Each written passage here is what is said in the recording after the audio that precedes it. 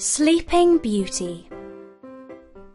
Once upon a time, there lived a king and a queen who said every day, "If only we had a child." After many years, their wish came true and a baby girl was born. Oh, how happy they were!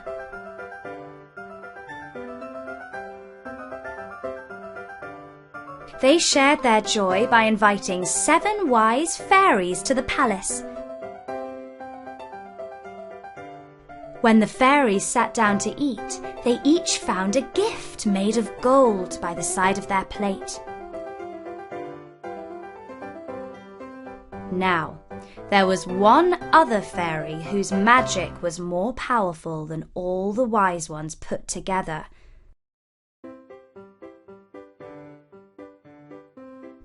Unfortunately, this fairy had an evil heart. When she heard of the celebrations for the baby princess and found out that she had not been invited, she took great offense. Towards the end of the evening, each of the wise fairies gave a magical gift to the baby princess. The first wished her the gift of reason. The second wished her the gift of beauty. The third wished her the gift of grace. The fourth wished her the gift of music. The fifth wished her the gift of dance. The sixth wished her the gift of, well, we do not know what gift she would have wished for, because at that moment the evil fairy appeared in the centre of the great hall, her mouth fixed in a false smile and her eyes delighting in spite. "Do forgive me for dropping by uninvited," she said. "I will not keep you long.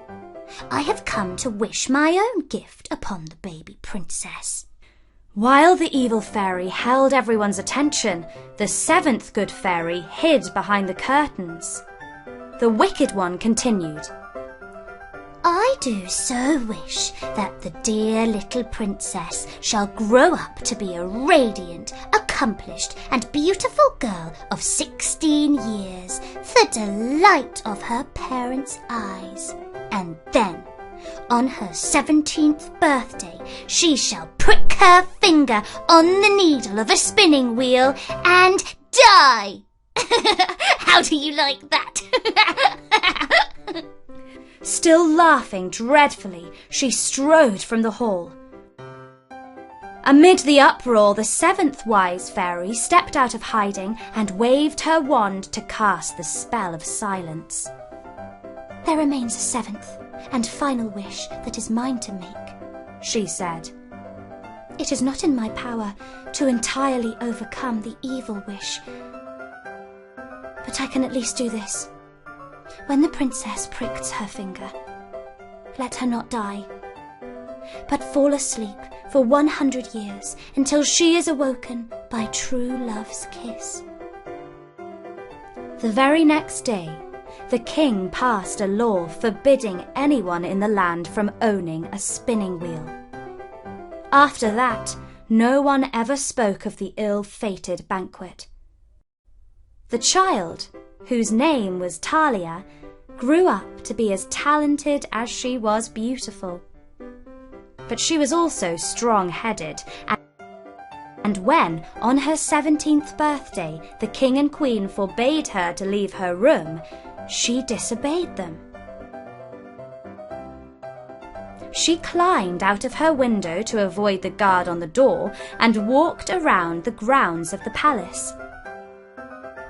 She thought that she discovered every nook and cranny while playing hide-and-seek as a child, but oddly enough, she now found an entrance that she had not seen before. She went through it and climbed the winding steps of a tower. Up she stepped until right at the top she came to a room. The door was ajar. Inside, she found an old woman working intently at a strange wheel. "Pray tell me, good woman, what is that?" asked Talia. Don't you know? It is your destiny, my dear, replied the woman.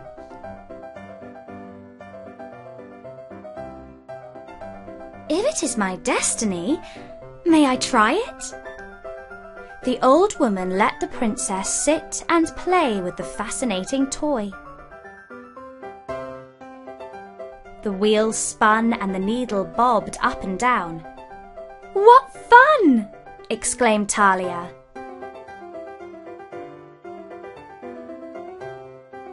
But oh, the princess was not used to spinning thread, and she pricked her finger on the needle.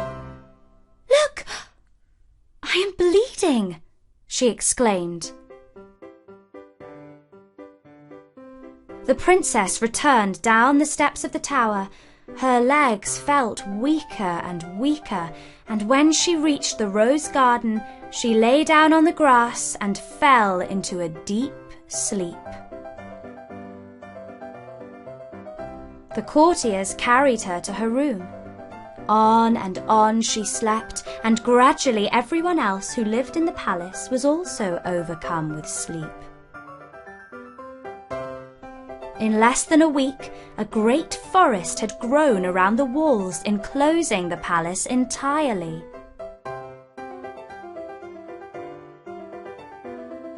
"100 years later, a prince was out hunting.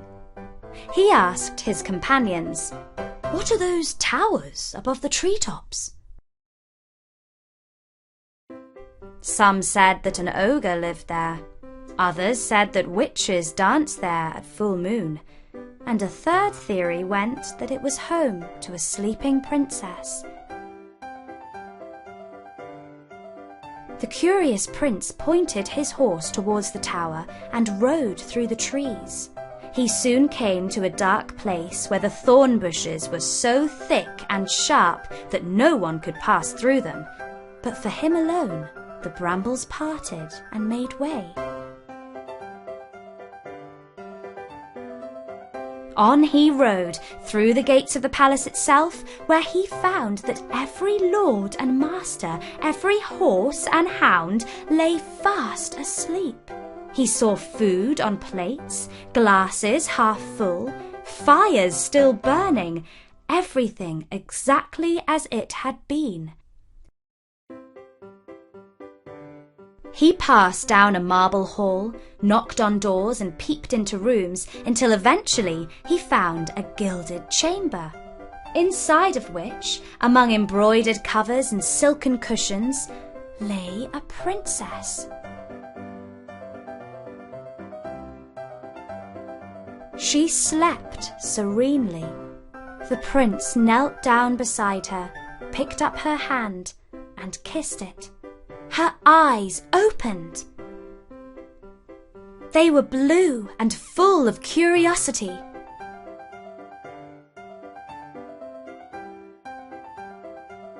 "Who are you?" she asked. "Your husband-to-be, or so I dare to hope," he replied. And the very next week they were wed.